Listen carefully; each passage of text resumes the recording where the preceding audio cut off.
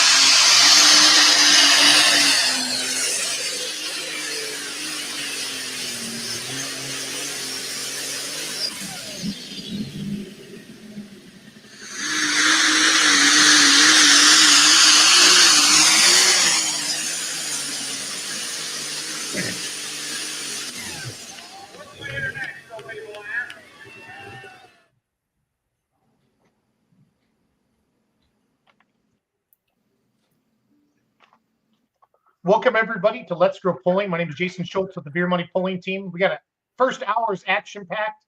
The second hour is going to be, we're going to wrap up the Outlaw points of the banquet.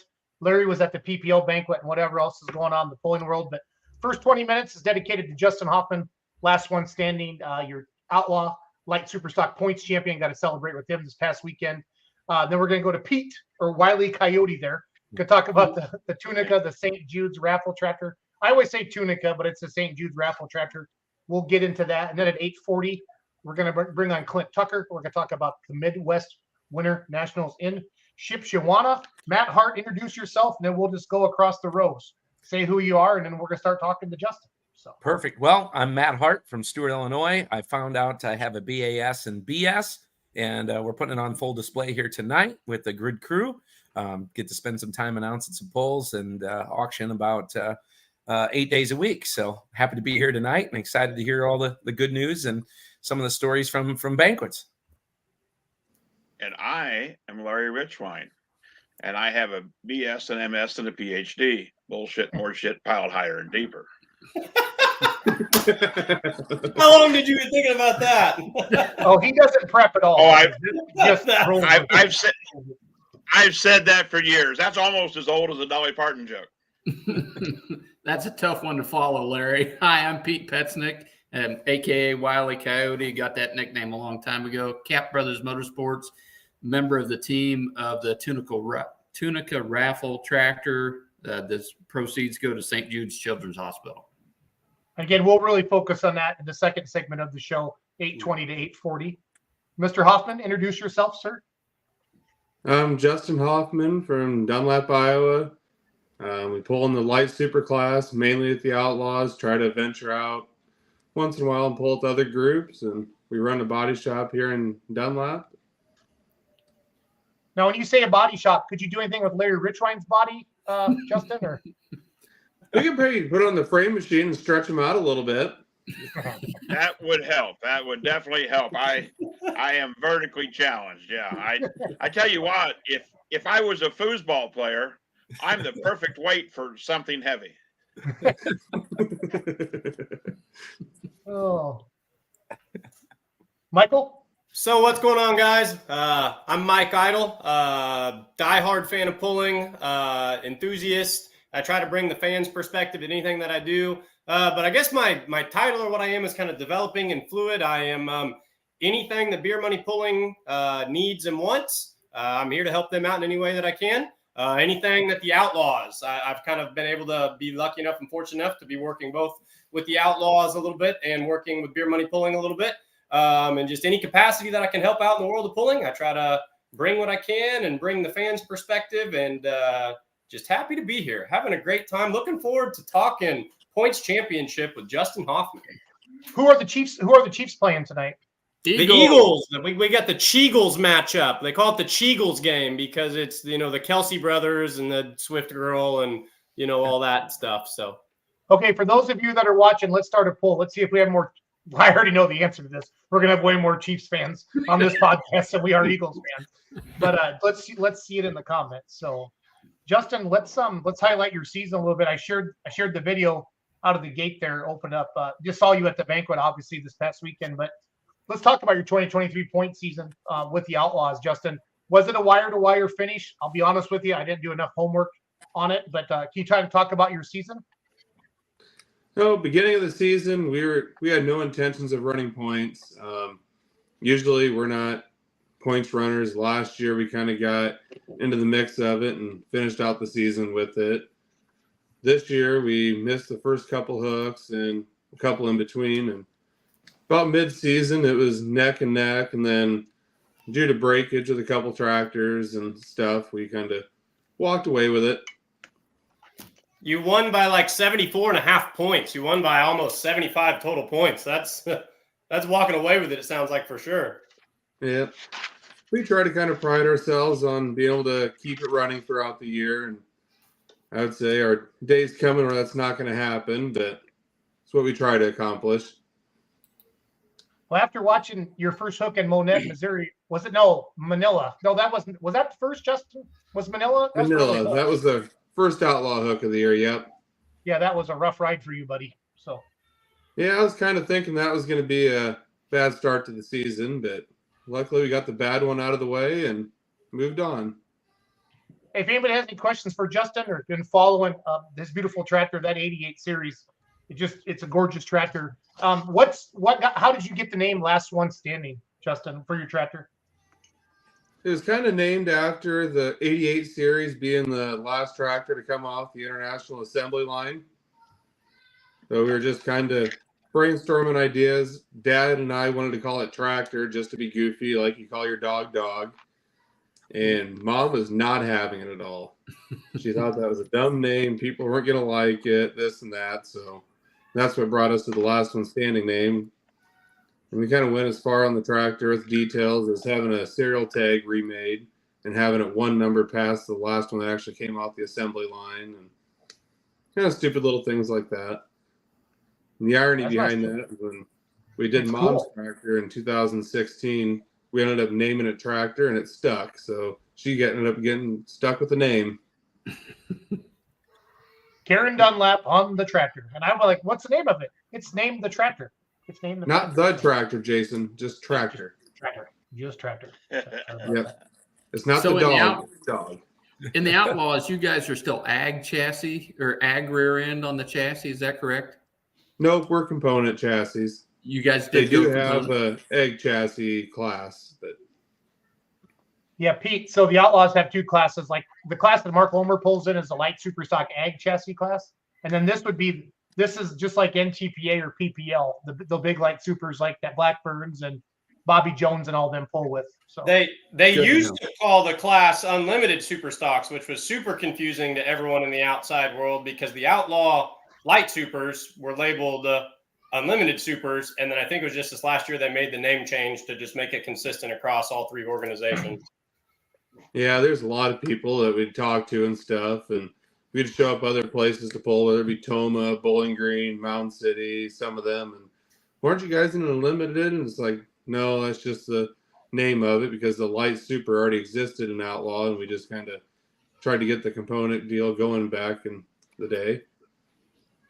There's a good question, Justin, on the screen there. And make sure we talk about getting engaged at the banquet this weekend tonight, too, before we let you go, okay? So. Okay. This is Morgan Schulte from New Vienna, Iowa. He says, what brought your family team out of Super Farm and into light super stock? Can you kind of maybe take, before you answer that question, or this will kind of answer it altogether, Justin, kind of go back to your pulling family and how it started and how it got to where we are today? My grandpa kind of always farm pulled, and my dad, when he got on his own and stuff, he kind of started with the antiques. Always used to pull Olivers, and his first bigger tractor per se was actually a light Super Oliver that he pulled a lot with Nebraska Bush. And when he got tired of putting the Waukesha back together, he decided to go super farm when he bought Eddie Hopp's old tractor and turned it into the Mark 50 that hunts, and then Brad Hart owns now. And then after that, it was just kind of, he was ready for a change. And the old Red Power tractor, which used to be Lauren Ford's running on empty, we bought into that and kind of ran that for a few years and decided we wanted to jump up and be able to go more places and go to Toma, Bowling Green, and participate in them classes. So we built the component chassis and had Blackburns help us with the motor combination, and that's where we are today. That was a smart decision on that little deal there. So when you jump from Super Farm to Light Supers and you let that Light Super, get fired for the first time, how hot did that feel sitting in the seat of that thing? Or had you had enough experience just in pulling in general by that point that taking it down the track was just like taking it down the track? Well, I was young enough at that point. I actually never was able to get on the seat of the Super Farm. So besides pulling antiques, that was my first experience as a Light Super. So this is all you know then. Yep. So that was real eye awakening, going from a 88 Oliver to a Light Super. Big jump. Yep. So Russ Dostal, our super fan from Pierce, Nebraska, says, first of all, congrats. He's asked this question twice, so we got to put it on the screen. Have you had the perfect pass yet? The perfect pass, Justin. No, there's always room for improvement. You can have a picture perfect pass, and Dad and I will download the computer, watch video and stuff, and there's always a couple things we could change. Love it. Love it, love it, love it. Again, if you're just joining us, Let's Grow Pulling Live. Got Justin Hoffman, your 2023 Outlaw Light Superstock Points Champion. He also won our very first Pullers Championship in 22. So we appreciate him coming down for that. He'll get the invite back again this year. Did you guys put in for Louisville as well, Justin? Nope, we're kind of anti-winter pulling. Being a body man, kind of allergic to the salt. What's that, Justin? Kind of allergic to the salt. Yep, being a body shop guy. Yep. Bradley Sturgeon checking in from Kentucky. Good evening, gentlemen. Hard running Light Super. Seen you at the Pullers Championship when we were there pulling and covering the event. My family has the Insanity Pulling Team Lightweight Supers. There you go. There is tough competition wherever you run across them. That's a good family to have. So, have you ever had to deal with Larry Richwine as a tech official, Justin? That's something. Have you ever had to see that face looking underneath the hood or anything, Hoffman, over the years? Yeah, a couple times. I think Toma mostly.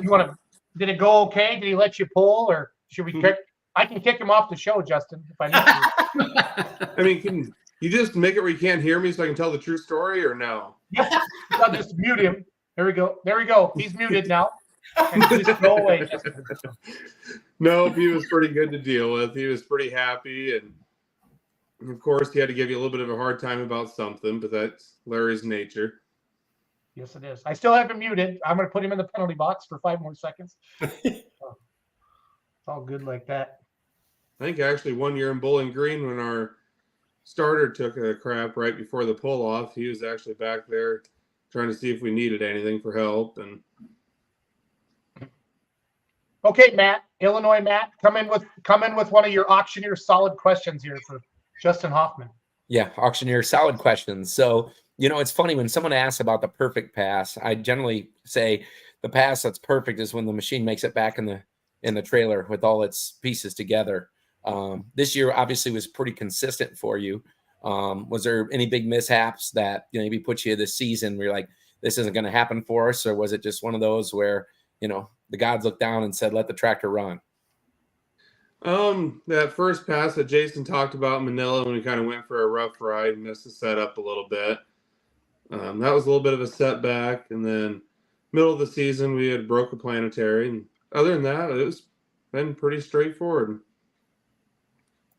Yeah, real nice. That's all you can ask for. You know, at the end of the day, you know, and like you said, you stay away from the winter pulling, so you're not rusting out or anything like that. Nobody needs that, even if you're good at it. So, you know, congratulations. That's awesome. Thank you. And I would say when I was younger, I'd probably get a little irritated with Dad, all the extra hours he'd want to spend looking over the tractor, doing stuff. And I'd kind of go, why is this? I talked to so-and-so. They didn't really do nothing. And I'd kind of just almost get irritated. And as I've gotten older, I've kind of realized all that extra time that we spend in the shop is why it's able to stay on the track week and week. Yeah, that's a neat story. I like that you brought that up. So. Yeah, what's John Wooden say? He says, if you don't have time to do it right, how are you going to have time to fix it? So that kind of sticks with it, even if we get a little impatient. So cool, man. Congratulations. That's awesome. Thank you. All right. So you got engaged at the Outlaw banquet this weekend, Justin. Take us through that. Well, her and I kind of got brought together. She started following us around tractor pulling and just kind of hard to turn it down when you have somebody that comes around and can enjoy tractor pulling and put up with all the late nights, long hours, and that's saying a lot. Not many can deal with all that. And put up with you. I mean, that's given. I mean, there's I was going to get to that point, but I figured everybody already knew that. Do you buy her better tasting shots? There we go. No, the last 2 years she came along pulling with us about every time. In fact, 2 years ago I was in a couple weddings and I had missed a couple hooks, so she was with Mom and Dad helping. So she made more pulls than I did that year even. But kind of joke, we've won the points both years that she's been along, so kind of called her my good luck charm. So when I asked her to marry me down there, I asked her if she wanted to be my good luck charm forever. Oh, love it. Well done. That's pretty smooth. Did you use Chat GPT for that, or did you think of that on your own? So all up here. Oh, I love it. I love it. I love it. I love it. Hey, have you ever been to Bowling Green? We got a big William Lumberg, our big Bowling Green enthusiast, is watching tonight. Have you ever pulled in Bowling Green, Justin? Yep, 3 times I think. How'd you do? Got a second, a fourth, and then I don't remember got a second and a fourth, maybe another fourth, and then one of the hooks, the year in 15, we had a bad hook and had a little fire, but we were able to come back the second night, and Dad drove and got second. Nice. So you did well. I mean, to come right out and say, I mean, you at a big stage, you performed really well. Just to put it bluntly, that's awesome. How many years have you been driving this tractor now, Justin? We put it together in 2010, so been driving it off and on since then. The last 3-4 seasons, Dad's kind of slowed down a little bit on driving and kind of lets me take the reins more. So I'd say the last 3 years for sure has been kind of beneficial to me, being on the seat more repetitively and getting the feel for it week in and week out. Awesome. Well, Justin, thanks for coming on tonight. Congratulations on your points championship. Enjoy the winter, and if we can sneak Larry in for a frame stretching, let me know what the costs. Okay. I'll do it for free if he shows up. Did you hear that, Larry? He'll do it for free. So he's got to take the nasty shot first, though. Yeah, I'll do it. I'll take one for the team, Justin. So. All righty. Thanks, Justin. Yep. Thank you. Congratulations again. Yeah. Justin Hoffman, everybody, our 2023 Outlaw Points champion, joining us. We're switching gears now. We're going to talk St. Jude's tractor raffle. That's coming up pretty quick. Pete Penzick, I know him from Cat Brothers Motorsports. Also, he calls himself Wile E. Coyote. We can get into that as well. Pete, welcome to Let's Grow Pulling. First of all, did you get the angry farmer guy from Illinois on TikTok yet? What's his name? He is coming on this Thanksgiving weekend. Okay. So yes, What's he his is name on again? tap. What's his name again? Good crap. grief. Growing Corn 2020. Grown Corn 2020. Yes. Yep. Last year, when he came on, and didn't he go live on TikTok, or he did something, and your guys' ticket sales just freaking went through the roof. We can attribute over $30,000 within about 18 to 24 hours of what he did when he posted that video on TikTok with a demonstrator tractor, which was last year's St. Jude's raffle tractor. So this year we have a Massey Harris 444 that was put together by a crew out of mid-Missouri. It'll be making a trek up to Wauseon, Ohio, to the NATPA hook up there. And it will make a stop at Jason Kessler's shop, who was kind of our champion last year that took care of the demonstrator.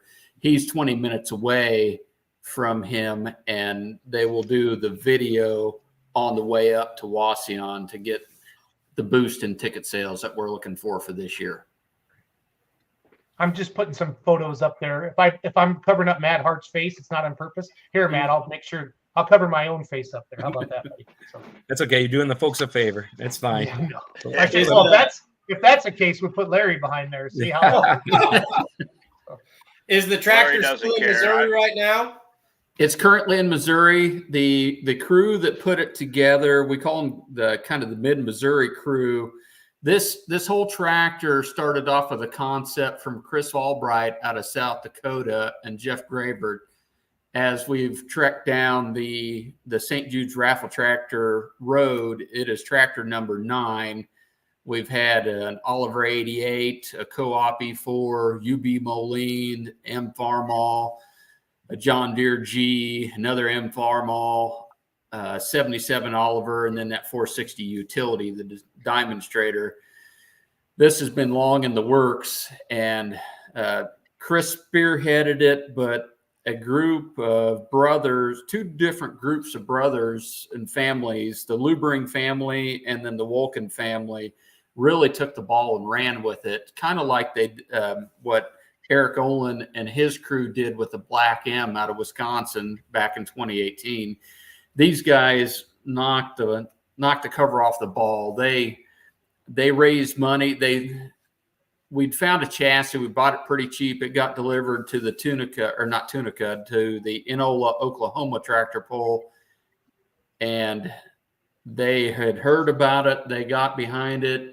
They sourced an engine that was for sale on Marketplace, got the guy to knock $1,000 off for the project. They did a GoFundMe page to put it together to make it happen. They're the ones that locally got donations coming from all sorts of vendors within, 100-mile radius of Jeff City, Missouri. And they have been the ones that do all of the logistics. So between the Lubring family, the Wolken family, and then Caleb Vanderfelt's with Liberty Bibs Paint and Body, he did amazing work on the chassis on this thing. The first time I saw it in person, I was just flabbergasted. It is immaculate. It is so beautiful. It is one of the prettiest tractors that has been put together for this project yet. So Jason, Larry, That's saying Matt, a lot, any Pete. of us, That's saying a lot. if any of us win it, I know right where we can store it. It's a Missouri tractor already. And it's a Massey Harris, which is just cool. The fact that, Massey Harrises are getting few and far between, and that's truly an old antique tractor. That's awesome. That's super cool. And to get one of these, to get a 44 Massey or a 444 Massey motor to perform, they were a torque monster, but the heads on them just were not the greatest in the industry. And for what the motor is in that thing and the way that it performs, it is always hooked well. It's placed just about every time it's gone out. It is a tough contender, and it's a beautiful tractor. There you go. There's a link where you can get tickets for it. If you go on to Pullers for Childhood Cures, you can find a donation link at the bottom to give directly to St. Jude's, or you can go through. There's actually a QR code on the tractor itself. You can click with your smartphone and get a link and get tickets for the tractor. It's $20 for a chance, and then if you donate $100, you get 6. And the more you donate, the better discount you kind of get on tickets. I've never seen a QR code on a tractor before. That's smart, Pete. It wasn't my design. I got to give kudos to Brian Lively. Brian Lively is the glue that makes this project to continue to happen. Yeah, how did we get stuck with you tonight? We were told we were going to have the big guy on tonight, and all of a sudden I'm told Pete's coming on. What did we do wrong, Pete? He had a dinner planned with his stepmom, and they weren't sure that they were going to get done in time. And he was going to ask some other members of the management team that do this, Houston and Stacy Jackson, and they have not been feeling well. And Stacy commented, well, if you want to deal with like a croupy, cruddy cough, you could have me. And well, it's probably more important to have somebody that can talk on here than somebody coughing. So I volunteered. Mark Seamer, I think, is watching Pete. What's the yeah. on that? Yeah, he's a local buddy from the Kansas City area. Yeah, it's 390 cubes is what this one is. It's a 6.5-inch crank, and then I forget what they came up with, a bore on it. So it's got a little bit of stroke, and it's got a lot of head work done on it, and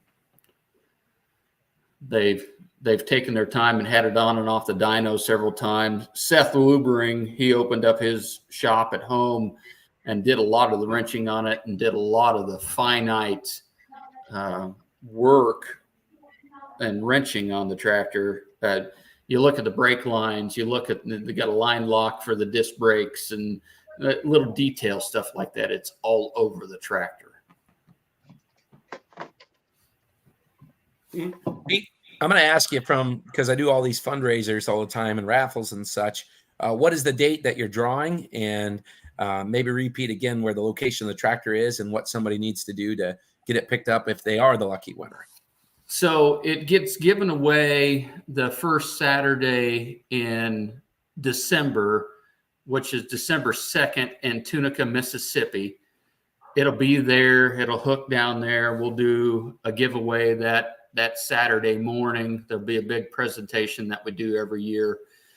And we always field logistics somehow. Whoever wins it, we work out some way to get it home to them. There's always people that volunteer. As soon as we get away, phones just start blowing up. Hey, I know that guy. I can get it to such and such. And we're like, great. There's times that I've hauled it. There's times that other people said I can get it partway to Pennsylvania and we can make it happen. Awesome. No, that sounds great. So they're 20 a piece and 6 for 100. And there's unlimited amount of tickets, right? So Correct. We're not capped at anything. So somebody wants to give $1,000 and make it happen for themselves and have a smile on their face like the gentleman running it right there does, they can do so. All right, very cool. Yeah, that's Mark Walton right there. He's he needs to buy some tickets. It looks like he's enjoying himself there. I like that picture. He's one of the brothers and the family that helped put it together. And he's a fantastic puller, been around for a long time, and he is a through and through Massey guy. And to be on a tractor like this, it just thrilled him to death. And we're so grateful for what the Luberings and Wolkins and Albright, and there are so many names on the list. We can't go through it tonight. I'll do that when we do the giveaway on December 2nd when the tractor actually finds a new home. The goal is, we'd love to have $150,000 on this. We're slightly over 20 at the moment, but it's always the last 2 weeks where things just like skyrocket and go just off the rails. Well, when Tony Reed can make a TikTok to his bajillion followers, that's good for business. Yes, it is. Yep. Tony helps a lot, and there's a lot of pullers that they'll just save up their money and they'll just give it, the last 2 days at Tunica. It's not uncommon, for $50,000 to roll in, those couple of days. I've noticed that in the past, Pete. It just goes crazy the last couple of days, or in Tunica down there. So. Right. Yeah, we were with the demonstrator last year. We netted out at $114,000 that we gave to St. Jude's, which was fantastic. The next best Awesome, of yeah. that was we had the Battle of the Brands in 2019. I think we actually did closer to 150, but that was over 2 tractors because we had a John Deere G and a Farmo M together that same year. The really fun year was 2018 when we had that Black M, and it was either $94,000 or $96,000 that year just by itself. That tractor had the guts pulled out of it because it went everywhere. It bounced around the Midwest and then made its way to the East Coast. I think we wore out a set of tires. It needed rings by the time it got done. So we kind of had to pull back the reins a little bit and chose a champion that would take care of the tractor a little better. And that's definitely what we got with the Mid-Missouri crew that did this tractor. It's got a unique nickname. I think you mentioned it, Jason, in the promo video earlier today. And if you look on the frame rails on the front, it says Bocephus on it. And we've been going back and forth all year, trying to make sure we're legality things, and we think we're in check with it. Where all of that stemmed from is the Mid-Missouri boys had a local guy. His name's John Codron, and he brought over some parts one day, and they were just a greasy pile of mess goo. Well, he was kind of dressed the same way, but the guy looks just like Hank Jr. That's how the nickname. And it stuck. And Seth ordered the decals and put it on the side of the tractor. So I see Seth just commented right there. So, oh yeah, the tires. Seth's brother Jonah is the South Bend Tire Cutting is the one that did the top cuts on those 15.5s on it, and he does phenomenal work. And he's going to get them sharpened before and touched up before we give it away down in Tunica. So I'm not super well versed in classic and antique pulling. What weight classes is this prep for, and how much can it move between some of those weight classes? So this tractor, if I remember correctly, it weighed roughly 3950 with a driver on it. So you could start with 4,000 pounds and go up to about 6,000, and with 500-pound brakes in the middle of that. And it's set up for 3 or 3.5 mile an hour or 4 mile an hour, depending on where you are. But typically it's like a 3.5 mile an hour tractor.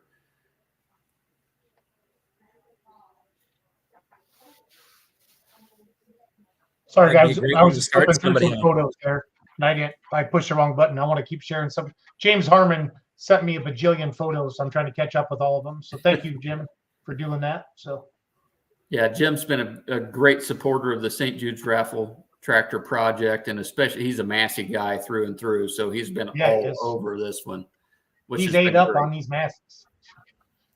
We touched on Lively just a second ago, and Lively is the one that he does a lot of the promotional program for Louisville and for Shipshewana and Bowling Green. And he does so much work in the background. I don't know how that he has time to pour his heart into this project, but he does. And without it, we couldn't continue to make this thing happen. Houston Jackson does a lot of the tracking of what we get for donations, who's given what, where, and why, and lets us know where we are on that. And then his wife Stacy helps on tickets processing when we get sales in and online tickets. She's the one that assigns a ticket number to it and does a lot of the back office administrative things. There's years that I do a lot of logistic stuff and have really involved within it. To be quite honest, the Mid-Missouri guys have done such a fantastic job. I really haven't had to touch much of this one at all, which we like. We love having a champion team or individual that takes care of things, and we've got a tractor chosen for next year, and we've got a champion in line to do that again for that tractor. So we keep moving forward with this until we get informed otherwise, and we're well over $500,000 that we've donated to St. Jude's Children's Hospital. It's a worthy cause, and the only money that we keep in the fund is just to like to go buy another chassis. Other than that, it's all donations. So all of the money goes, straight to the hospital. And we try to get as many parts donated as we can, and hook fees and winnings with the tractor gifts most of the time get donated back into the fund. So we're not in this at all for ourselves. It's all about the kids and finding cures for childhood cancer. Well, and we all know pullers will just rally Pete, to support stuff like this. And you've seen it year after year. So it's awesome. So. Yeah, I was going to ask you too, Pete, other than the raffle for the tractor, which is huge, are there other ways people can give? I know you mentioned just donating. Are there other raffles or other events a part of the poll that they can give to? So at the Southern Nationals in Tunica, Mississippi, that week, the first 2 days of December, the last day of November, we also do some small little auction items. People will donate a set of tires, or we'll get a toy tractor put together by Houston Jackson. We'll auction one of those off.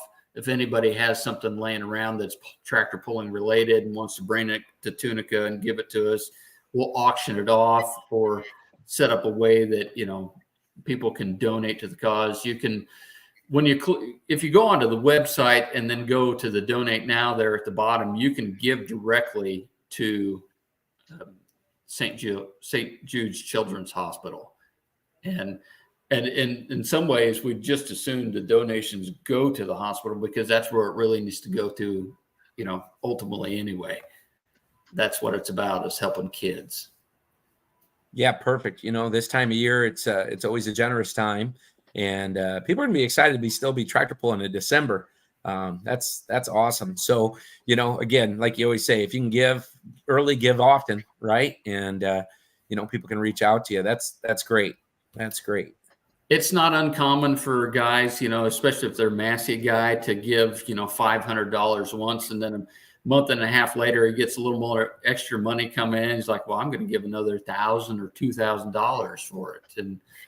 And even some of those same guys, they'll show up at Tunica, and sometimes we'll have $5,000 come in from a single individual, and you're just like blown away. And local clubs have always rallied around this. There's a lot of clubs that have their own special St. Jude's class, and all the winnings go from that class back to, they'll put it together as like a jackpot class, and they're like, yeah, we'll pay $1,000, but most of the good-hearted individuals always donate that back into the fund and give it to St. Jude's.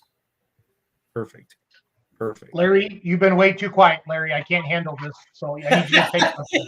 Make sure you're still alive. I got people texting me saying, is Richline dead? He's on that stretcher machine. They put him on the stretcher back there. And he's not an antique guy. You muted me earlier. And no, I've never pulled antiques, but the first tractor I had was a Massey 44. It just happened to have 2 small blocks in it and then 1 big block in it. Yeah. Yeah. But you know who else has got one of those? Wayne Sullivan. There's who you need to sell this tractor to. Yep. Yeah. And Tony Reed will be the key. You put Growing Corn 2020. He's got a new shop.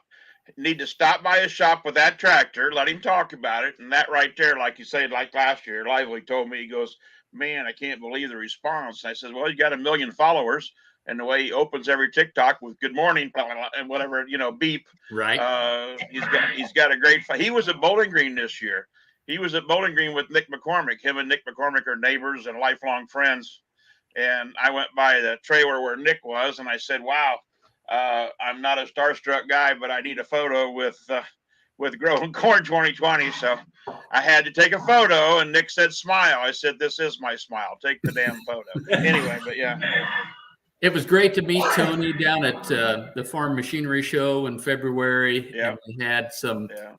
We had some placards put together. If you saw the demonstrator from last year,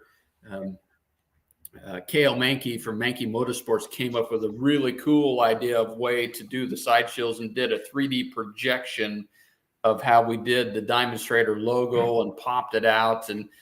And it came about that all of those became special plaques for people. We miscut a few pieces and we're like, oh, hey, let's do this with it. And thank you for your donation and your involvement. And Tony Reed got the biggest one. You know, it was about 2 foot long, and we gave it to him down there at Louisville. It took an hour to get through the line just to present it to him. So he was a huge help. The footprint that he has and the footprint that Let's Grow Pulling and Beer Money Pulling Team has, that's why I befriended Schultze a long time ago to do things like this. So you had a motive in actually becoming friends with Jason? I did. Huh. I lost a bet. And became friends with Jason. And then ultimately, I don't know. I've got a lawn chair by the dang mailbox, and I'm waiting for my first check. But he did tell me last week to get some better equipment, because right now it looks like I'm sitting next to a tanning bed. But nevertheless, I did talk to my son, Jason, because he's a internet guru, and told him I need to know what I need to make me look better. And he went, Dad, what do you want me to do? And I said, well, on camera. But, he is my son. So, but yeah, he goes, Dad, I can only do so much, man. So, yeah. But no, somebody said they'd like to see me on the antique tractor. I ain't scared. I'll drive it. Yeah. Being Wasion, it'd be closer to you. So. Well, yeah, Wasion's only a few hours away. I'm west of Indianapolis, so yeah. But the key will be, Larry? Huh? Do you do Santa Claus? I just got this idea. They got this December event here. You come in as Santa Claus and drive that Massey for him. I suppose I could. Yeah, I wouldn't really need any padding. Thanks, Jason, for not saying that. I just didn't want to talk on everybody else, but I was going to come. Well, you'll have no problem saying ho ho ho. I was going to do like that. So whatever you say, Jason. You're the host and the producer and whatever the hell else you are. Yeah, but yeah, it's I'd be I'm not above doing that, man. So, yep. I got several of my friends still pulling antiques and Massey's. It's just Massey's is actually the first one I've ever ran, but I had a little bit more speed than 5 miles an hour, I can assure you. And that tractor, I know everybody's going to give me hell for saying it, that'll look real good with a pair of 30.5s on the back of it. I like where your head's at. Well, that's mine always had 30.5s on the back of it. Maybe that's why I had to keep fixing the rear end. And probably no fenders. Oh, no, it didn't have fenders. Fenders are for wimps, man. See now, Jason, everybody wanted to know if I was okay. You muted me, and now you know why you muted me. Love it. Love it. Well, Pete, I'm just saying. Thanks for coming on tonight. Have James and you guys keep sending us stuff as things are going on, and we'll keep sharing it around. Again, Tony Reed's the ticket because he rocks. Yeah, it. He's such a cool dude. His heart's in the right place. He does it for all the right reasons. We'll help you anywhere we can. Maybe Mike's a big Taylor Swift fan. Maybe we'll ask Taylor to say something because she seems to be all the trend now. You know what I'm saying? So she's basically right down the road. But she's not at the Chiefs game tonight, though. The last time she wasn't the one we lost, so that's bad. That's bad news right there. We got something coming Taylor in the background. We just can't announce it yet. So when it happens, I'll let you know. And if this comes through like it's supposed to, it's huge. It'll blow your mind. Awesome. So everybody head over to pullersforchildhoodcures.com. Get your tickets. If you have a message, if you have questions, get a hold of Lively through the Hook magazine. He'll square it. And Brian is an amazing man for what he does for the sport of pulling. It's insane. It's insane. So, well, I got Clint Tucker waiting in the green room, and you know what happens in the green room. I don't want him to drink too much before he gets on. So I know he's sitting in the garage prepping for the show. So Pete, thanks for coming on. Your whole team, everybody that does this is amazing. It's for the right reasons. And the pullers really, really rally around this, Pete. So thanks for coming on, buddy. Thanks for having me, Jason. Take care. Good luck, Pete. Thank you for what you're doing. All right. Pete Penzick, everybody. That's so cool. I think he said it's been 9 years. Did you guys catch that? So yeah, that sounds right. But no, last year when they The tractor was painted at Paul Romack's brother's shop. Paul helps with the Pullers Championship part. Helps with 618 Motorsports, all that down there. And Tony came by the shop, and Ryan just did a video with him, and then Tony went to his TikTok, and you guys' sales just went through the. Because I think he said, "Hey effers, hey mother effers, you need to go buy a ticket." He called him right out, so it was pretty funny. It was pretty Brian's funny. a heck of a guy. He told me about it. He said, "My God, you couldn't believe the response." And I said, "Well, yeah, I can." Yeah. That's crazy. So we're going to switch gears. We're going to go to one of my favorite polls of the year, the Midwest Winter Nationals, the Super Bowl of single chargers, whatever you want to call it. This event really it shaped my polling history with my limited pro beer money polling team, and Clint Tucker and the team really rallied around that. We'll be talking a lot about this coming up. We're going to bring Clint on here. He doesn't have his camera on. I don't know. Maybe he doesn't want to see him tonight. I'll have to find out what's going on. Tucker, can you hear us? Yeah, I can hear you. I don't turn my camera on because my internet's terrible. You know that. That's fine. So it's good. It's good to see you. You look better this way anyway. Yeah, exactly. Yep. Well, Clint, we have Larry Richwine on. Give me a good Larry Richwine story before we dive into your event. Oh, Larry's always been a hero of mine, and he done a terrible job that I do for a long time, and I just tried to do as good a job at it as he did. Well, sucking up won't help you any, but I may be at Shipshewana anyway. That'd be fantastic, Larry. We'd love to have you. Well, now that I've got this new hat on, technically that Western Series, Yeah, you can come out and help me anytime you want, Larry. I appreciate that. I may just do it.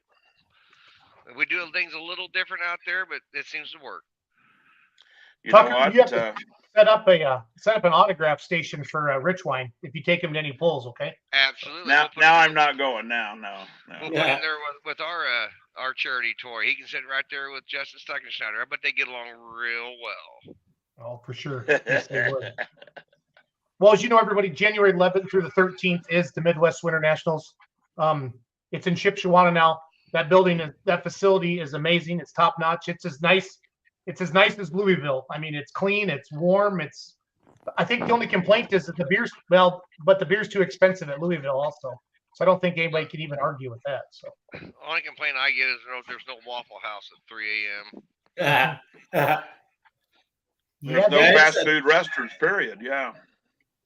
They do shut that down. There's no steak and shakes or anything. So it's a 300-foot track, which is unique for indoor tracks. Am I correct when I'm saying that? It's a full-size track, right? Yes, sir. Yeah, 300 foot. Yep. So that's a breath of fresh air when you're looking at winter pulling. And one thing I know fans kind of feel just inconsistent with is, dodging the sand pile, so to speak. But when you're pulling on 300 feet, you feel like you're pulling, even if it is indoors. I think that makes it really unique, really special. We try to keep them out of it most of the time, but we'll plan it every now and then. No, well, for sure. Yeah, for sure. It's not like Gordyville where you spin out in it, but it's a little different. But Brandon tries to keep them, especially when we're trying to qualify everything going so fast there the first 5 sessions. We try to keep their front ends underneath them and all the cowboying under control. But we got a pretty good sled operator. He kind of knows what he's doing. So yeah, he does. Yes, he does. We try to keep him, out of that pile. That speed to show up and keeps everybody on their toes and keeps the competition nice and tight. And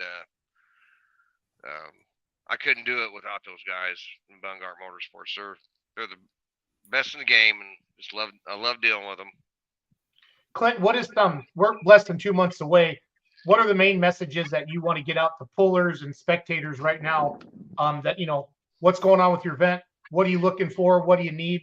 What's the main couple things you want to communicate to everybody tonight? Well, I need about 25 or 30 more hot farms. I don't quite have enough of those.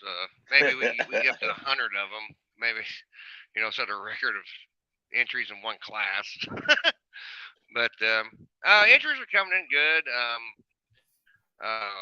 Got full about everything. Looking for a few more light limiteds. We reaching out to those guys. So this is a difficult class to get wrangled in one pin, but we're working at it. Getting a few more 3.0 trucks. Got a couple more 5-inch pro stocks. Hopefully getting done here in the 11th hour, and they'll be up there. But we're gonna have a few 4.1 semis at the end of the night there on Saturday night, and that has really went over really well. I've getting a lot of input on that. What I should be doing. I kind of put Brent Roberts in charge of that. I hope Brent and I are still friends after this is all over. But I kind of just been throwing them all Brent's way. He's got a couple of them, and I told him, I was like, he made the comment in the summertime he wanted to pull them trucks inside. I said, I have a place you can do it, and I think we're going to do that on Saturday night at the end of the night. So yeah, I saw him this weekend, Tucker. I saw him this weekend. He said, "Yeah, I got tuckered on this 4-1 truck meet." No, don't let him mislead you. He was the one that said he wanted to bring it. Awesome. Chuck Hobbs is checking in. 19 naturally aspirated minis. Yeah, the mini rods the last couple of years. I think it's been we pulled some of them down in Rantoul, didn't we? Yeah, we did. Yeah. Yeah, we that pulled guy mini from rods Canada in came Gordyville, down. And I actually got another guy from Canada reached out to me tonight. He's got a blown one to jump in with the Budson and Jasper crew. So we found another victim from Canada going to come down and meet some very interesting, good mini rod like Art Klein. He's been promoting the crap out of it. I mean, yeah, we're going to have a really good mini rod class this year. We're going to split them in half. Because like Larry knows, that building doesn't breathe the best, so you want to keep your alcohol fumes as low as you possibly can. So we're going to split them this year, half and half in 2 sessions. And, last year we had some turbocharged mini rods that kind of fumed the place up. And the guy that was in charge of the building last year wasn't really impressed with me. It wasn't as bad as the days Kevin Moore went down the track, but gotta thank Kevin a ton. He's still the sponsor of both the mini rod classes. He doesn't even get to compete. So thanks to Kevin and Hot Wheels sponsoring the mini rod class. We can't thank him enough. And he just goes and cheerleads and love him to death until we can figure out how to put a little baby smoke tube on diesel mini rods. But well, there's a will, there's a way. And maybe one day Kevin and Bungard should get together and we'll have a little baby tube that we drag around. So, but yeah, thanks again to Kevin and all the mini rod guys. They just, this is their Super Bowl.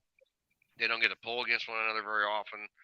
I think this here and out of Keystone is the only time they get entertained, on a longer track. And just thank those guys a million for all they do. They don't cause any trouble. You got to kind of be careful when you take them to the scale because if one goes, all 50 of them want to go.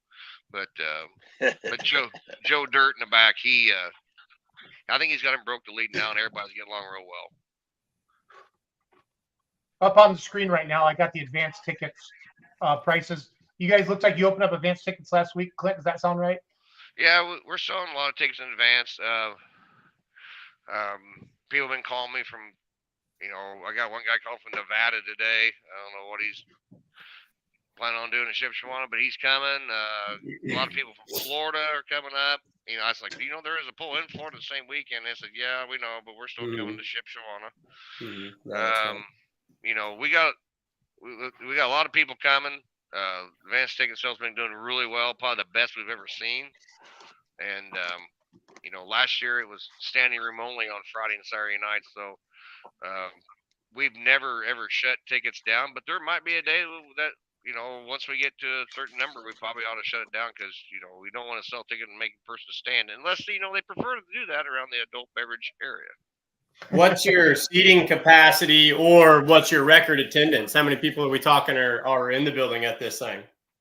Oh, I think there's enough seats for about 35 to 3,600, but I think we've had 4,000 in there before. Sure. That's cool. It's nothing like Gordyville was in 2012, 13, 14. We had like 5,000 people and we had 3,000 seats and just 2,000 people standing around, not really paying attention to the poll, but they're just there. That always makes it really interesting. Those are some good memories. So, Especially the pile behind the announcer stand during the pro stock class. That usually got pretty interesting. yep. So we start off Thursday on the 11 a.m. Eastern. The 1,950-pound Econo mini rods, 9,000 Pro Farms, 9,500 Pro Farms, 9,500 Hot Farms. Flight 2, 12,000 King of the 15-mile-an-hour. Is that Goose Graves class, the King of the Hill? That's Goose's, yep. Yep. And the 12,000 farm stock. Don't forget Mongo. Oh, and Mongo. Yeah. Yeah. That's There's one fender says yes and one fender says no, just like Mongo's Brahma Bull. He rode in on Blazing Saddles. Yep. I was going to say, if you've ever seen the movie Blazing Saddles, that is the most well-named tractor I've ever seen. I mean, that is the perfectly named vehicle. All of a sudden, the comments are lighting up with Mongo. Mongo. Yeah.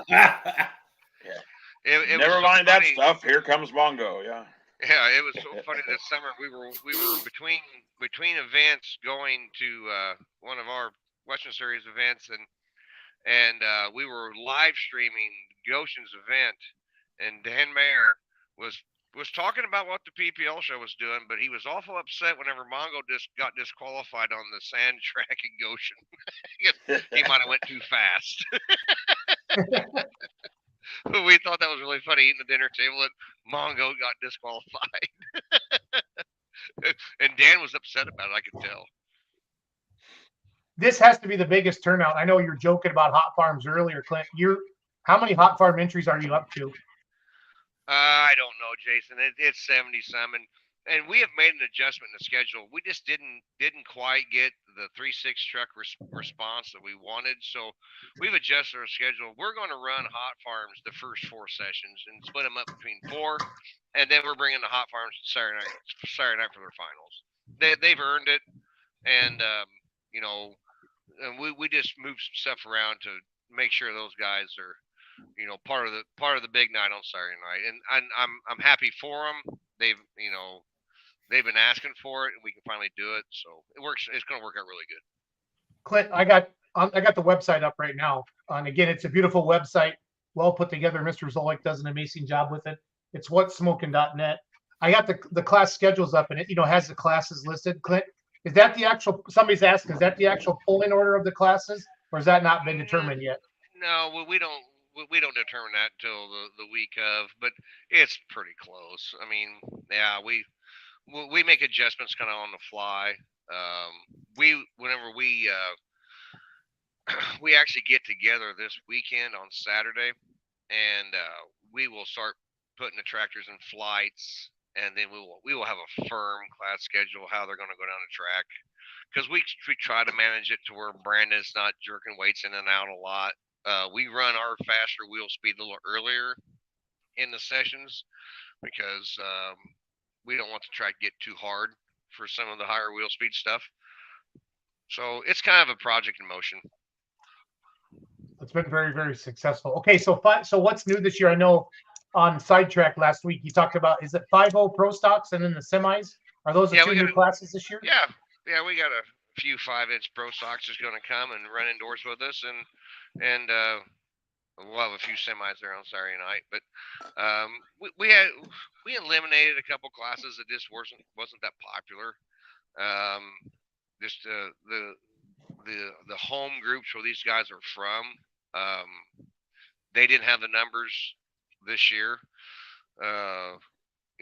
We pull them here in Illinois, and we just don't have many tractors anymore. It's kind of like the 10 Pro Farm, it's kind of an expensive ride for what you're getting out of it. So those numbers are kind of going down. So we made an adjustment. The few that still want to come, they're more welcome to come. They go from a 10,000 Pro Farm to a hot farm, and we've made adjustments on that. And that was based on Brandon Bungart's notes that he took from the sled. That he said that this sled was set pretty close for those guys as it was the hot farms we run day in, day out. So they're more welcome to still enter, and we'll put them in the hot farm class, and good luck to them. We'll put the RPM box on them. They got to run the RPMs they're supposed to run. their day-to-day operation, and we'll see how they fare. Again, if you're just joining us, we're with Clint Tucker right now, promoter of the Smokin' Winter Nationals, Shipshewana, Indiana, January 11th through the 13th. Got the website scrolling across the bottom down there. If you have any questions, please type them in. We got one question. What's the best place to eat in Shipshewana? Tucker's not going to know that because he's working all the time. But if we have anybody watching. There's a lot of places. The Blue Gate's good for breakfast. We have a little place over just south of our hotel. I forget the name of the place. Just south of our hotel on the left. We eat breakfast there every morning. A lot of people say there's some really good Italian and steakhouses and pizza joints in Middlebury, just east of us. So there's a lot of good places to eat there. The 520 Diner is what we've been just told. The 520 Diner, all you can eat. Yeah, I think that's just south of the arena on the left there. Kind of catty corner from Yoder's popcorn deal. Oh yeah, okay, good deal. It is very let's talk good about. there. I'll testify. It's good food. Nice. I got your 2024 Larry, box. You and I probably agree. There's not a lot of bad places to eat in that town. Yeah. Yoder's place is a good place to grab lunch. Buy some popcorn, take it home with you.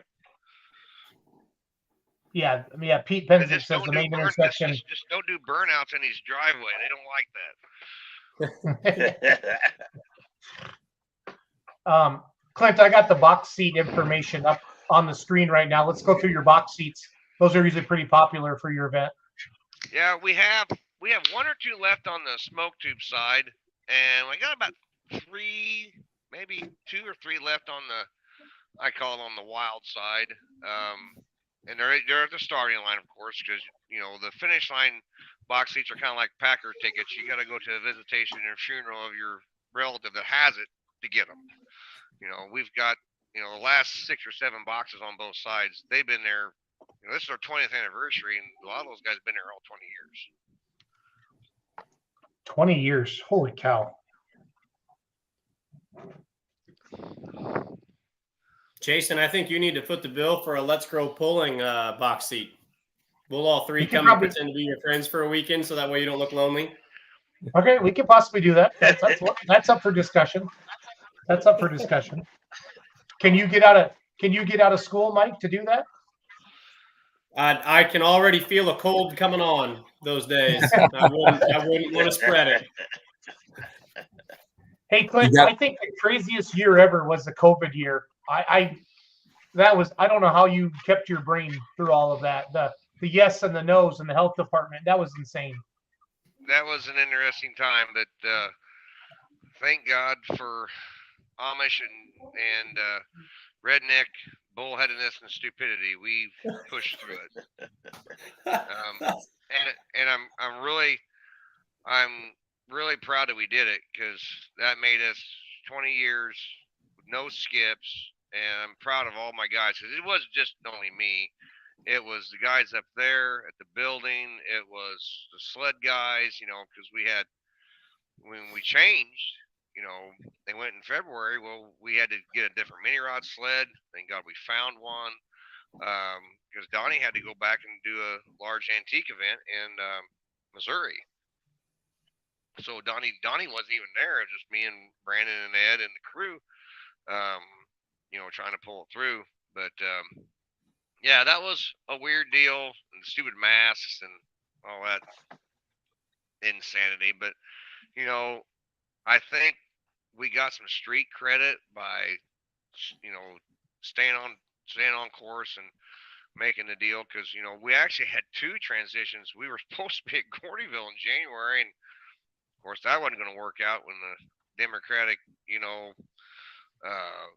county of Champaign, and Gordyville unfortunately is in that county, and there was no way I was going to have that event there. That lady basically told me she shut down Big Ten basketball, so who was I? Which I had no response to. So, but I tell you, it's Richard Crowell was the one who, got a hold of Travis, up there, and got us together, and Travis and that group up there, was brave enough to allow us to come up there, and once we got there, I mean, the pullers said they would like to stay here, and I said, well, it's considerably more expensive, and guys like John Coots and several of the guys that have pulled with me forever, it's like, we don't care what it costs, you just charge us and we'll be here. And it's nice to have support like that, because when you're talking dealing with 500 different entities, an event like this, and having them all behind you 100%, it means a lot to us, and we appreciate all of them.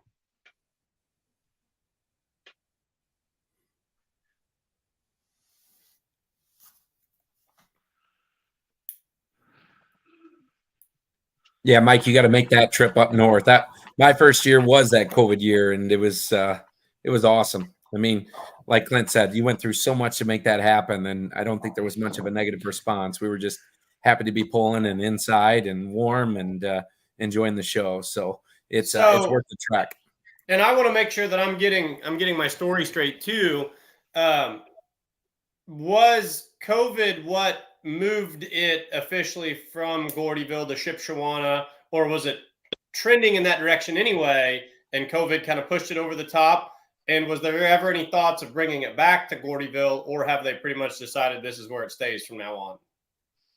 Well, it was COVID definitely made us move to a free state instead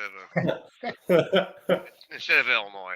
And once we got up there, and Travis does a great job with the track, because that, our claim to fame at Gordyville, we have a track that tears stuff up and takes a lot of horsepower. And we wanted to keep that level of competition. We didn't want to go pull someplace that's sand or terrible and not enough pit area. And this place has more pit area than Gordyville has. And Travis does an amazing job with the track. And then whenever he gets it all laid down, my guys, show up. They've always been the best track crew in the world, and they work great together. And then once we got there, most of the guys wanted to stay there, and Gordyville had kind of changed. The numbers we were getting had went way down, because there was some, my buddy Kenny had a pull out there in Kansas City. Our numbers went way down in some of the classes, and we don't get a lot of the guys that helped us get started anymore, because they've either retired, quit, because the pool was basically founded on ITPA, Badger State, the East Central Missouri Tractor Pulling Group, and the East Central Iowa Group. That's kind of how we got started, but it's transitioned when we went to Shipshewana. Now it's more of a nationwide event. I mean, I still think we might get a super farm or two out of California. We got a hot farm tractor coming from Maine. I mean, yeah, it's cool. It's on a 4-lane highway. I mean, it's 5 minutes off a 4-lane highway, and and everybody always says, the first couple of years, like, there's no way, Tucker, I'm going to go up to the northern part of Indiana. Gordyville was freezing cold, and I was like, well, yeah, I don't know. When I went up there, I was like, well, it's actually warmer up here at Shipshewana than whatever it was at Gordyville, because we're out on that old prairie in that barn. The wind blew 50 mile an hour from every direction, and if it snowed 2 or 3 inches, it looked like a blizzard.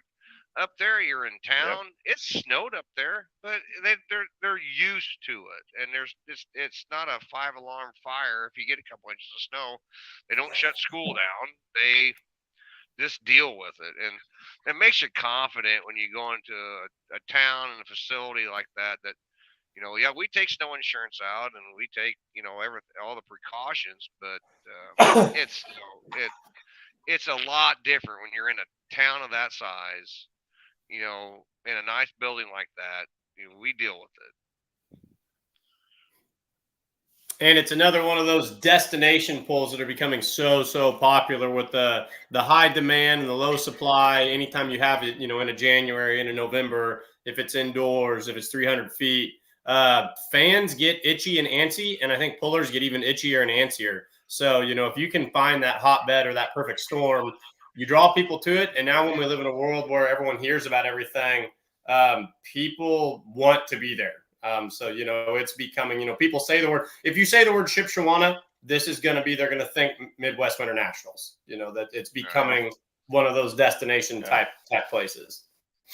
Well, it's in an area where there's a lot of pulling fans. You know, Larry did shows there before too, and they had big Oh, yeah. crowds there. I mean, there's just a lot of pulling fans in that area. You gotta, Yes, you there also is. people got to remember it's only a couple hours from Bowling Green. You know, Yeah, how many people yeah. go there? So, you know, there's a lot of pulling fans in that area, and let alone all the travelers. So it's a good mix of fans. You know, I see people I've seen at Bowling Green. I've seen people I see at Louisville. I see people I've seen here in Illinois. You know, it's a good blend. It's, you know, it is all, you know, pretty much all diesel tractors, but you can't run a lot of fumes in that building because it's Nope. so big. It would take enough fans, you know, and then once you get the fans to get rid of all the exhaust fumes, take all the heat out. So it's kind of a unique situation. Right. We're dealing with it, and we bring a little bit of alcohol in there. And I've been asked a couple times, you know, the sanity of our fans sitting there, you know, smelling the light limited supers alcohol and many odds. And I've told a couple people that was kind of in charge of the building in the past, you know, like maybe these guys bought the ticket to smell that. Maybe they're different. Than, you know, maybe they're Well, missing it. during the light limited supers, breathing is optional when you're Yeah, in there. Yeah. yeah. Yeah. Oh well. But, Cuts down on your beer expenses. I can say that. I sat top row at Louisville one year when they were running all the Alky burners in there, and I didn't have to go get a Coors Light. I was feeling what I needed to feel just by being present. yeah, yeah.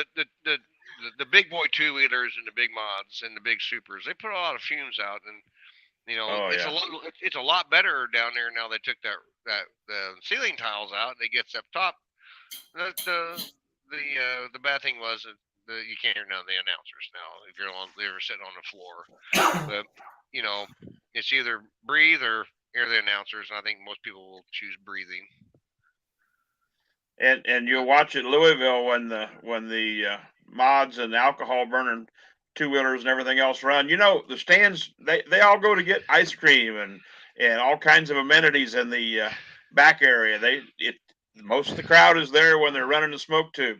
But you know, everybody thinks the mods are the ticket. Well, no, and but nevertheless, they seem to go to the restroom and get ice cream while the mods are running, and the ones that, you know, want you to breathe later. Well, Larry, you will know this man I speak of. He was Phil Typin, and I miss him every day. Phil said the worst thing about Gordyville is you don't want to. There's no time to go in the hallway to pee or and drink beer with my buddies because something I want to watch is going down the track the whole time. Right. And, Right. Oh yeah. Yeah. and Yeah. I was only at Gordyville. Go I was ahead, only Larry. at Gordyville one time, and for the pull. Been there several times with Linda for a horse show, and that's just a great big barn. And like you say, when the wind comes across the plains and the snow, it's a blizzard. Yeah. Yeah, it's cold in there, and Yeah, buddy. so still got the best indoor track in the world. There's none meaner, but you never say never. There might be a day we go back in some capacity because Sure. they've actually reached out and talked to us because I have three guys that's local up here that I work with, you know, quite a bit, and I think they're kind of missing us. I don't think we'll ever go back in the capacity we are the Midwest Internationals, but you know, we might go back one day as a second show, but not a lot of guys. They would come watch. I guarantee you. Yeah, that's another area that you know, Yeah. lot of good fans. Hey, Clint, Lee Provicek's checking in. He's got a 4-1 semi. He was down at Diesels and Dark Corners. He's from Wisconsin. Will there be a limited number of 4-1 semis, Clint? I probably say we'll have. I hope to have 8 or 10 of them. Okay. So Lee needs to get a hold of you if he wants to come. Well, I hate to throw Brett underneath the bus. Just Facebook message Brett. I'll put it. No, even better yet, I'll put his cell phone number on the screen because that's how much. Oh, he'll really appreciate that. He'll really appreciate that. Jason's a hell of a guy, you know. you know, after we watched the diesel, we got together kind of a small crew of us, all the guys that haul the equipment and stuff. We got together Saturday night and we fooled around on YouTube. We watched Diesels and Dark Corners 401 semis, and that was really cool. Then we did a little more searching on the YouTube for the ones out east that the East Coast pullers run, and we're worth considering starting them here and in the ITPA. We have a lot of semis that used to pull until we had a guy by the last name of Walker started pulling semis, and he kind of put most of them on the bench, but they're still here, and we're encouraging those guys to get them back out and get to running. So hopefully we're doing something in the right direction. You know, I think it's all the good intentions. You know, kind of a limited fuel pump, limited turbo, still puts on a good show, and Oh yeah. see what we can get done. Before you came on, Clint, we had Pete Penznick talking. He owner of Cat Brothers Motorsports. He Absolutely. was Pete's our sponsor of our Hot Farm class. One of That's what he about said. 3 sponsors of our Hot Farm class. Yep. Well, you have a lot of hot farms. You gotta have a lot of sponsors. So. You gotta have a lot of sponsorship. Yeah.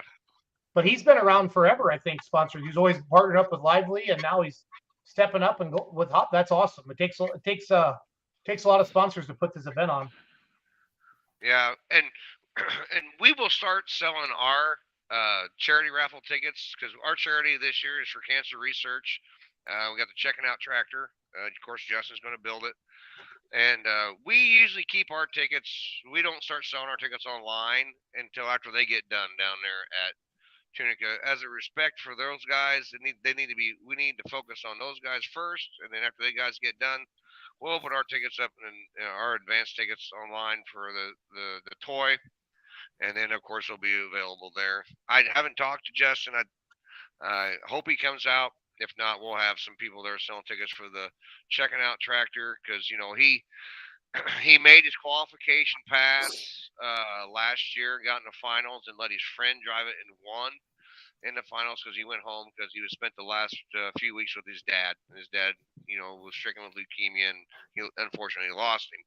So we decided to do cancer research. We decided to do that tractor because it's near and dear to our hearts. He's been multi-year champion at Gordyville, and he won last year too. So, you know, Ryan does a lot of good stuff for us, and he's got a pretty good mechanic too. I kind of like hanging out with that guy as well. Good deal. Good deal. Well, Clint, thanks for coming on tonight. We'll start having you on every couple of weeks just for 15, 20 minutes just to keep everybody in the loop. Thanks for all that you do for polling. We appreciate it. You're a wealth of knowledge. Have a happy Turkey Day, and we'll talk soon. All right. Thank you, guys. Everybody have a happy Thanksgiving. Thanks, Have Clint. a great night. Clint Tucker, everybody. He does have terrible internet down there in Illinois, and that's why he normally he'd bring his mug on the screen. But it's just good to hear his voice and do this. I'm telling you guys, this event is top notch. It is top notch. It's a lot of fun, and it's in Louisville for the hot farms and the pro farms and a lot of those classes that don't get to go to Louisville. This is their finals, and it's a big deal. It's a big deal. So it truly is. Yeah. A lot of fun. And from the spectator side, it's one of the most fun ones you're going to go to. You know, in January, you go in, the floors are heated, it feels comfortable, the beer's cold, and the laughs are plentiful. It's awesome. And it's the only place you can buy beer for miles around. That's right. That's a dry county. Oh, really? Yeah, they come in and they support it too. They sure do. Yeah, it's a dry county, but somehow when they built that facility, they got the right to sell beer and wine. Yeah. That Met Center does a lot for that area. I mean, that's a fantastic tourism area, but the amount of people that they bring in there, and then the Travis that Clint was referring to is Travis Hostetler. He builds all the tracks, moves all the dirt. They have an outdoor pool there as well, Larry. I think you were at that one, weren't you, this summer? Yeah, I announced their outdoor pool this past year, and they're going to do another outdoor pool in June, I believe it is, with PPL. I don't know if it's Clint's Western Series or what, but they're doing an outdoor pool behind the building. They're actually got another another area. But the one that I did was the one they hauled the same dirt that they haul in the building. They haul it out on the parking lot, and they had a great show. Yeah. No, it's awesome. That's awesome. Well, it's banquet season officially, and I kind of want to wrap up with some banquet talk. Mike and I were at the Outlaw banquet. Larry was at the PPL banquet. The NTPA banquet is in a couple weeks. The Badger State banquet's in a couple weeks. You scroll your timelines right now. You're seeing a lot of awards from pullers and stuff like that. And a banquet, Larry, and you've been around pulling your whole life, and you know more, but you forgot more than we'll ever learn. But the banquet is a celebration of the season, and it really is a time to get together and celebrate points, Right. championships, rookies of the years, and just honestly, it's good to see everybody again at the banquet, Larry. So, Right. Yeah. It's a gala event or gala. Well, I don't know how you want to say it, but anyway, it's you could say gala. You could say gala, Larry. gala. The PPL banquet. That's the first one I attended. They had a great attendance, over 350 people, I believe, and the room was full of champions and people to celebrate with them. And they had a great banquet. Yeah. Yeah, that's one of the rules meetings. I was now that I'm their safety and technical advisor, that means I get to sit down and look fat, and Jonathan and Christy get to cuss and discuss rules with them. I was amazed at how many people have already been reaching out to me. What's the rule change? What's the rule change? Well, and Jonathan said this morning, he goes, my goodness, we've hardly had time to sleep yet, and they want rules. And I said, well, that's because I'm hanging around, and they know that I'll try to put them up as soon as possible. So they'll be up in a few days. Nothing major changed with the rules and stuff, but they had rules meetings all day Friday and Saturday morning. And then they had that one picture where you see all the guys in one room crowded together. That was not that one. That's a divisional guy. That room right there, standing room only. That's when they announced their programs and gave away certificates and stuff for prizes, drawing. SCS Gearbox alone gave Craig Sage gave away 8 $2,500 gift certificates for products out of his shop. I mean, Mayhill gave a set of tires or 2. Nichols gave a set of tires or 2. I mean, anybody that was there that was a competitor had a chance to win a lot of stuff. I mean, it was just that was right there, that room. That's also where they handed out their tentative schedule. And everybody, of course, that was there wanted to know where they're going to go next year. Something that I found really cool, they've limited every class they've got. They try to limit it to no more than 14 hooks at the Grand National, at the Champion Series, the top level. No more than 14 hooks. That way they can go other places and play. But it's that right there was the promoter and sponsor breakfast. They had a great breakfast, and they had chicken embryos and potatoes and stuff, Chicken embryos. Chicken embryos. That's, well, you know what I'm saying. Yellow stuff. Chicken embryos or eggs. And I was impressed with all the meetings and participation. Like I say, it was a good time had by all, and it's I don't know. I'm pleased to be a part of it. It's a really neat deal. But they gave away that see the UTV in the corner. They gave away that.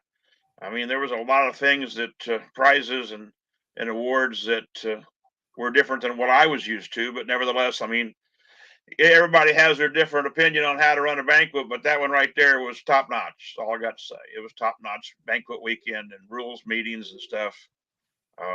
It went well, put it that way. Jeff Hurt, of course, he won the mini and the open super class, and had his kids up there with him, and of course I've known Jeff, watched him grow up, and Jeff's mom and dad were there with him at the table, and his mom's been very ill, but I was glad to see them, and I went and spent some time with them over at their table. And it was just a big family affair, just like tractor pulling is. I call it like Bowling Green. We all go to camp and have fun, and the tractor pull breaks out. So, but it's yeah, I was impressed with their response they got from their competitors, and they gave away some neat prizes. So it was a good deal. Well, like you said, it's a celebration. It's a celebration. Yep. Makes it fun.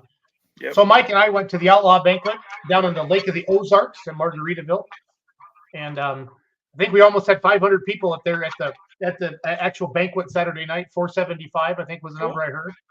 And Mackenzie and I were running all the video up on the screen, so that was fun. We had something special to me personally. Dennis Goodwin got inducted to the Hall of Fame for the Outlaws. I grew up watching Matt Goodwin and Dennis Goodwin, Pride of the Farm, and that was neat to see that. I got a couple pictures here. Larry sent me some pictures from the PPL banquet. So this is George Neves. This is Cameron Neves' dad. This was at they have a general meeting at 10 a.m. on Saturday. Then the classes go in their breakouts. They come back together. Then the board goes, decides all the rules and different things. But I just thought this was a cool picture of George there.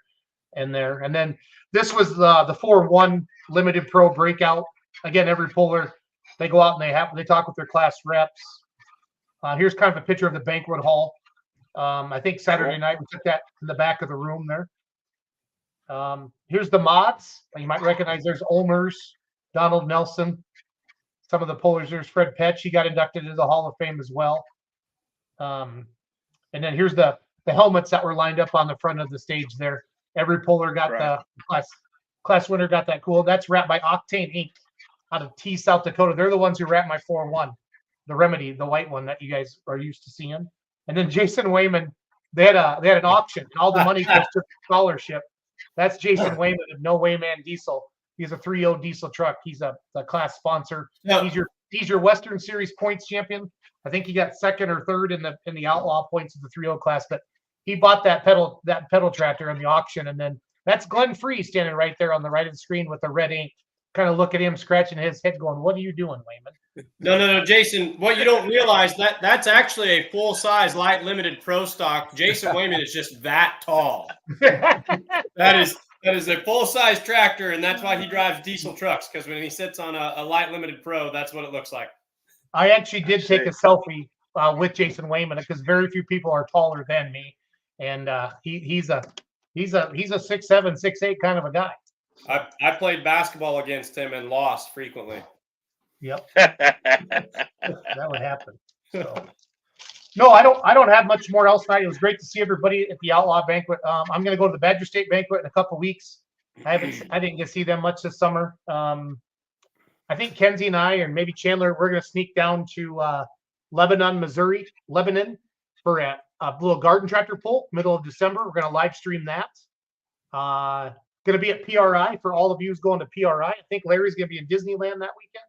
I'll be at Disney World. Yes, I'll be at Disney World with 9 of us. Okay. Ooh, I might have to send a check, Larry, to your mailbox. God bless you. So, well, I'm just saying, 4-day passes for 9 of us to Disney World. I'd appreciate any contributions you might have, Jason. I mean, come on, man. Start a Larry Rich GoFundMe page for his vacation. No, don't start that crap. No. Grandma and Grandpa, we did it a few years ago. We're going to do it again. At Disney World at Christmas time is just amazing. Yeah, no, that's awesome. No, but PRI.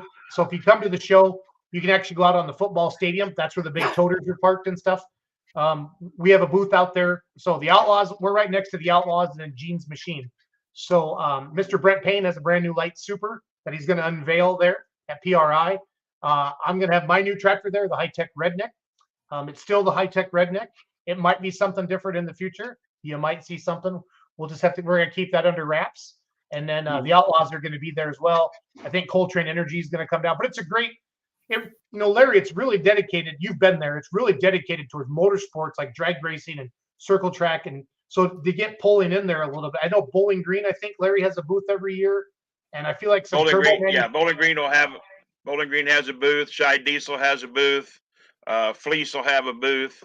They'll all have booths there. Ingram Machine, of course, even though he's builds a lot of tractor parts, the things he'll have there will be more roundy round because he does a lot of sprint stuff and dyno wheel sprints. But no, a lot of the big names of manufacturer parts that we use in pulling, we're already there. I mean, I've attended them both in Ohio and Orlando and And NTPA has had a booth a couple times in Orlando when the PRI was there, and it's anybody that's everybody or everybody that's anybody. I don't know how you say that, but the motorsport industry is definitely a showcase.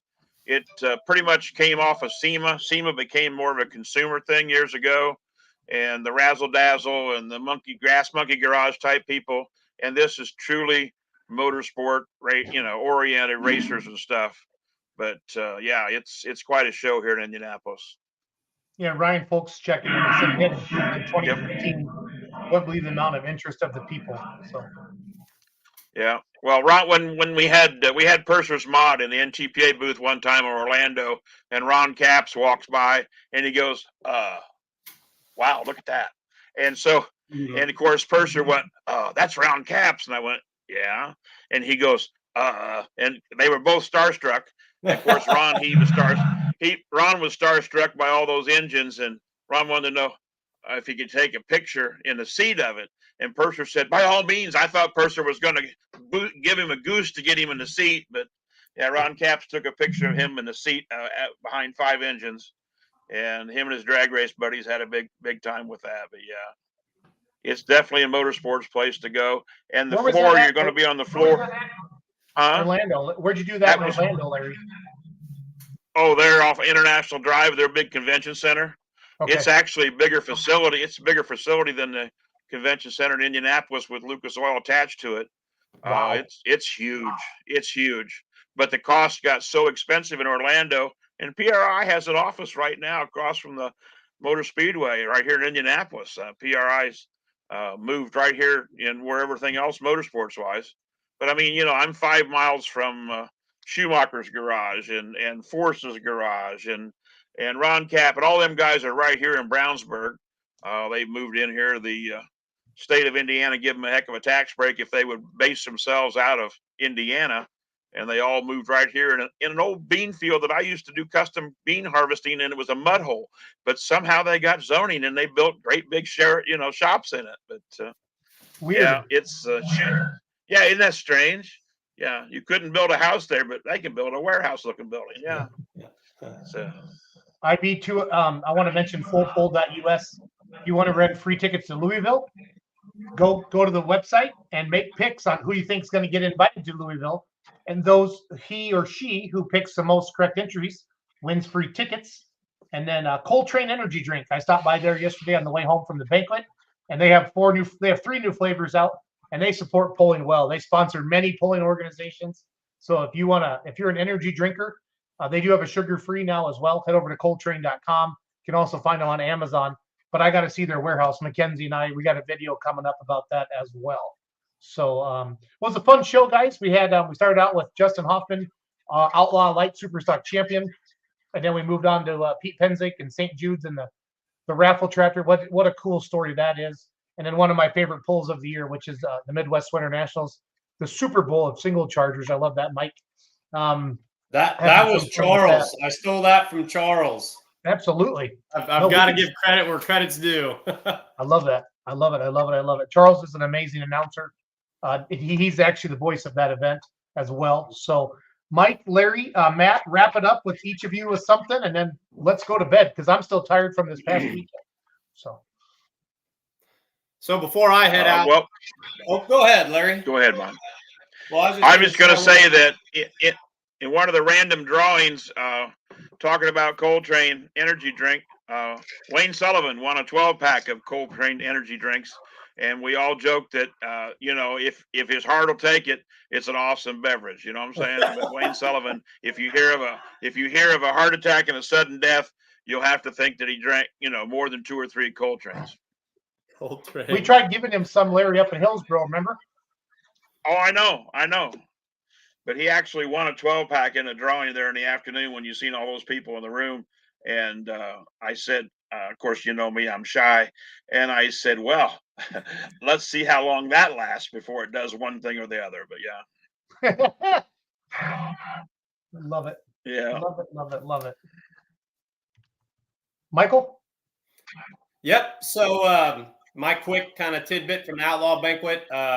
It was amazing. It was fun. I met a ton of people, interacted with a bunch of great people. I noticed halfway through the weekend, I quit using the pronoun they. I quit referring to the Outlaws, and I just started saying we. And that was kind of just a neat thing that dawned on me. And my little tidbit of just my small kind of sticking my chest out with pride. Coincidence, doesn't have anything to do with anything. But they did honor each pull at each level this year for the Outlaws. And the regional national pull of the year was Sac City, Iowa, which will always hold a very special place to me because that is where I made my tractor pulling announcing debut. So the place where I debuted announcing, first pull I ever called, did get voted the regional national pull of the year. So that did put kind of a quiet smile, if there's anything that's quiet for me, a quiet smile on my face. So probably because you announced it's the only reason they won. So I will personally give you a golf clap. I don't know that I had beans to do with it, but I know that I was involved in what happened, and that gave me something to latch on to. Well, I'll give you credit, even though credit's probably not due. So that was neat.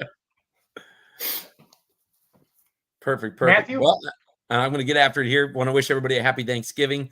Remind everybody to buy those tickets for that St. Jude's tractor. That's pretty cool. This time of year and all year, kids with cancer. That's just something that hits all of us. So yes, what a cool cause that is. The fundraiser and me will always lean on that, and super excited to see Clinton, everybody this year, because I should be able to get out to Winter Nationals for at least a day and a half this year. So I'm excited for that too. So I hope everybody has a great holiday. Eat too much and blame it on somebody else, because life is good and we have a lot to be thankful for. So awesome. You're correct. Well said, Matt. That's perfect. Let's just end it now before I say something stupid. Okay. Me too. Good night, everybody. Get some blast. Peace.